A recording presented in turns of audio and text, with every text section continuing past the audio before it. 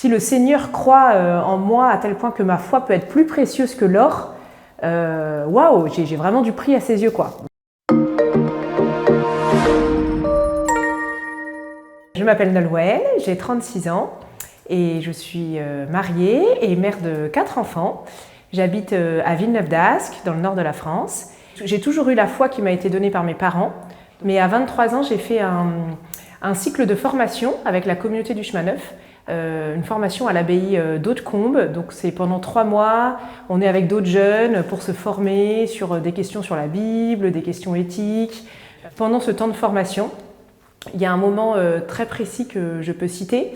Donc on avait des offices régulièrement avec les frères et sœurs de la communauté, et le soir on avait un office, et donc moi on m'a proposé de lire un texte, et c'était un texte dans la première épître de Pierre. C'était très court, 2 versets, et dans ce texte en fait il est dit, les premiers mots c'est « vous en tressaillez de joie ». Et après, c'est dit que, en fait, parfois dans la vie, on passe par des épreuves, mais que, en fait, si notre foi est plus précieuse que l'or et que l'or fin, et ben, on peut passer toutes les épreuves et puis être heureux avec le Christ. Et moi, quand j'ai lu, j'étais devant tout le monde en train de lire la parole, ça m'a touchée au cœur. Les mots qui m'ont vraiment touchée, c'est « vous en tressaillez de joie ». J'avais l'impression que c'était une joie que j'avais pas connue jusqu'à présent. Je faisais beaucoup la fête, etc. Donc j'avais une joie, mais un peu superficielle. Et que là, le Seigneur me promettait une joie, une vraie joie, quoi. Pas forcément dans les plaisirs du monde, mais une joie qui était différente. Cette comparaison avec l'or, ça m'a aussi beaucoup touchée. Parce que je me suis dit, mais l'or, en fait, c'est ce qu'il y a de plus précieux dans le monde, quoi. Les gens se bagarrent pour avoir l'or, tout ça. Et si on me dit que si le Seigneur croit en moi à tel point que ma foi peut être plus précieuse que l'or, waouh, j'ai vraiment du prix à ses yeux, quoi. Vraiment, il doit m'aimer vraiment infiniment. Donc j'ai vraiment ressenti tout l'amour du Christ, et ça m'a vraiment aidée après dans la suite de mon parcours. Pendant ce moment de formation, moi j'ai vécu un vrai moment, un grand moment où le Seigneur est venu me révéler voilà, que j'étais dans une histoire qui n'était pas vraie, une histoire de mensonge, qui n'était pas juste.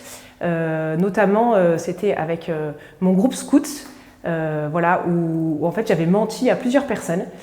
J'avais aussi volé de l'argent. C'était des petites choses, c'était pas des grandes sommes d'argent, c'était pas des gros mensonges, mais que en fait, du coup, en fait, ça a imprégné toute ma vie, quoi. Et que dans ces relations, ça a révélé que voilà, c'était pas juste avec moi-même, pas juste avec les gens. Et que aussi, en fait, il n'y a pas de petit péché, en fait. Un péché pour le Christ, c'est aussi un péché dans notre cœur, quoi, qui nous coupe de sa relation à lui. Et ça a vraiment été la révélation de mon péché.